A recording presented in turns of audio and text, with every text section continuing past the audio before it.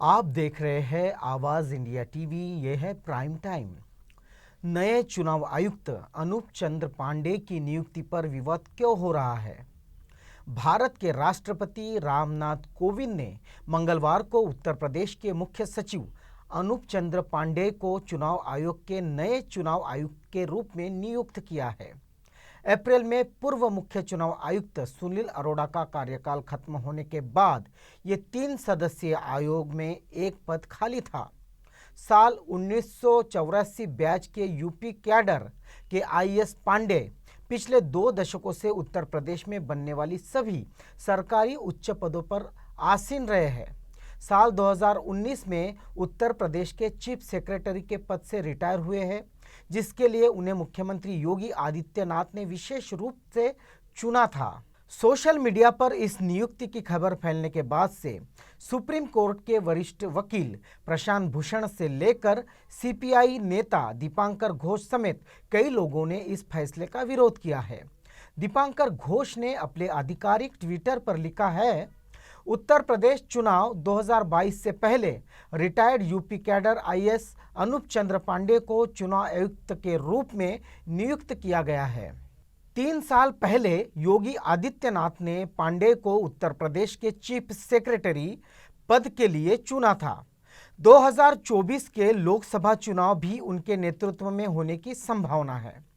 वही प्रशांत भूषण ने ट्वीट किया है, जब चुनाव आयुक्त के चुनाव के लिए कॉलेजियम की हमारी मांग पर सुनवाई तक नहीं हो रही है, तब सरकार ने एक तरफा फैसला लेते हुए आदित्यनाथ के चुने हुए व्यक्ति को चुनाव आयुक्त बना दिया है। इस सरकार में सभी नियामक संस्थाओं को नुकसान पहुंचाया जा रहा है। संकेतों में ही सवाल उठाया जा रहा है कि योगी आदित्यनाथ के करीबी व्यक्ति को उस दौर में चुनाव आयुक्त बनाया जा रहा है जब कुछ महीनों के बाद उत्तर प्रदेश में विधानसभा चुनाव होने वाले हैं। तो इसका क्या मतलब निकाला जाना चाहिए? कुछ ट्वीट्स में लोग अनूप चंद्र पांडे की योगी आदित्यनाथ के साथ ली गई तस्वीरों को शेयर करके उनकी निष्ठा पर सवाल उठा रहे हैं। लेकिन ये सवाल उठता है कि क्या नवनिर्वाचित चुनाव आयुक्त अनूप चंद्र पांडे को किसी पार्टी या नेता के करीबी अधिकारी के रूप में देखा जाता है? उत्तर प्रदेश की राजनीति को बेहद करीब से समझने वाले वरिष्ठ पत्रकार रामदत्त त्रिपाठी मानते हैं कि अपने पूरे सेवाकाल में डॉक्टर अनूप चंद्र पांडे की पहचान एक अच्छे अफसर की रही है। वे कहते हैं कि योगी आदित्यनाथ हो, मुलायम सिंह हो या अखिलेश यादव, कोई भी जनता के बीच से किसी को उठाकर मुख्य सचिव नहीं बनाते हैं।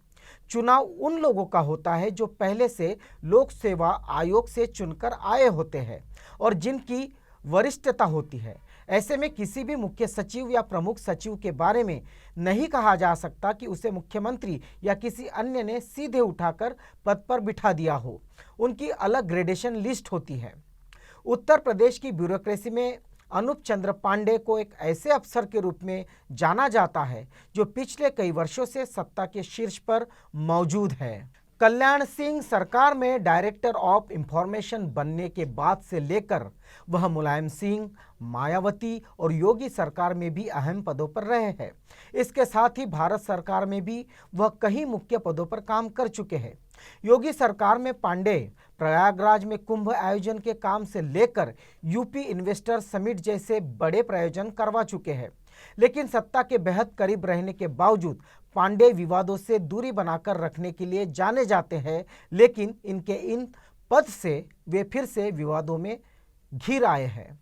लखनऊ की राजनीतिक गलियों को गहराई से समझने वाले वरिष्ठ पत्रकार शरद प्रधान बताते हैं, उत्तर प्रदेश की ब्यूरोक्रेसी में पांडे को एक ऐसे मध्यभागी अधिकारी के रूप में जाना जाता है जो कि विवाद खड़े करने या विवादों में पड़े बिना अपना काम करते रहते हैं। पांडे नियम कायदे के पक्के हैं और बीच का रास्ता निकालकर काम करने में विश्वास रखते हैं और शासन प्रशासन की प्रचलित मान्यताओं और व्यवस्थाओं का सम्मान करने के लिए जाने जाते हैं। लेकिन सवाल उठता है, क्या अनूप चंद्र पांडे अपने काम से चुनाव आयोग के खिलाफ लग रहे आरोपों को निराधार साबित कर पाएंगे? उत्तर प्रदेश की एक वरिष्ठ पत्रकार सुनीता एरॉन कहती है, मैं इस सवाल का सिर्फ एक लाइन में उत्तर दे सकती हूँ। वह अगले टीएन शेषन तो नहीं होंगे, लेकिन ये बात कही जा सकती है कि वह अपने काम से चुनाव आयोग की वर्तमान छवि में सुधार कर सकते हैं। उत्तर प्रदेश की सियासत को लेकर सबसे बड़ी खबर सामने आ गई है। यूपी में मंत्रिमंडल विस्तार नहीं होगा। 2022 का चुनाव भी मुख्यमंत्री योगी आदित्यनाथ की अगुवाई में ही लड़ा जाएगा। विधायकों का भी रिपोर्ट कार्ड तैयार हो रहा है। परफॉर्मेंस के आधार पर टिकट मिलेगा। विधायकों के टिकट पर संगठन की सहमति के साथ ही सीएम योगी की अंतिम मोहर लगेगी। सीएम के सहमति से ही यूपी में बीजेपी विधायकों को टिकट मिलेगा। इसके साथ ही मंत्रिमंडल में फेरबदल के कयासों पर भी विराम लग चुका है। इससे पहले आज ही प्रदेश के प्रभारी राधा मोहन सिंह और राज्यपाल की मुलाकात से सियासी अटकलों का बाजार गर्म हो गया है। योगी मंत्रिमंडल विस्तार की अटकलों के बीच बीजेपी के राष्ट्रीय उपाध्यक्ष राधा मोहन सिंह ने प्रदेश की राज्यपाल आनंदीबेन पटेल से मुलाकात की। दोनों के बीच बातचीत लगभग आधे घंटे तक चली। राज्यपाल से मुलाकात होने से पहले मंत्रिमंडल में फेरबदल की अटकलों को खारिज करते हुए राधा मोहन सिंह ने कहा कि प्रदेश प्रभारी बनने के बाद से उनकी राज्यपाल से भेंट नहीं हुई थी। राज्यपाल से उनकी शिष्टाचार भेंट हुई है। उन्होंने कहा कि यूपी का प्रभारी बनने के बाद अभी तक राज्यपाल से मुलाकात नहीं हो पाई थी। जब आनंदीबेन पटेल गुजरात की मुख्यमंत्री थी, तब मैं केंद्र में कृषि मंत्री था, लेकिन इधर 6 महीने से भेंट नहीं कर पाया। ऐसे में बीजेपी के लिए चुनाव एक बड़ा चैलेंज है। चुनाव आयोग को तो हम और आप 2014 से देख ही रहे हैं, उसकी निरपेक्षता और काम करने के तौर तरीके। अब इसी वर्ष उत्तर प्रदेश में विधानसभा चुनाव भी है और ये चुनाव नरेंद्र मोदी के चेहरे पर नहीं लड़े जाएंगे, तो यूपी के सीएम योगी आदित्यनाथ के नाम पर लड़े जाएंगे।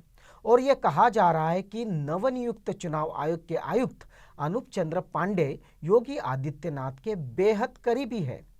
कोरोना के काल में यूपी के लोगों का भरोसा नरेंद्र मोदी पूरी तरह खो चुके हैं और योगी आदित्यनाथ भी कुछ खास नहीं कर पाए। यूपी का लॉ एंड ऑर्डर भी कैसे चरमरा गया आप सब जानते हैं। किसान आंदोलन ने भी यूपी में भाजपा नेताओं को परेशानी में डालकर रखा है।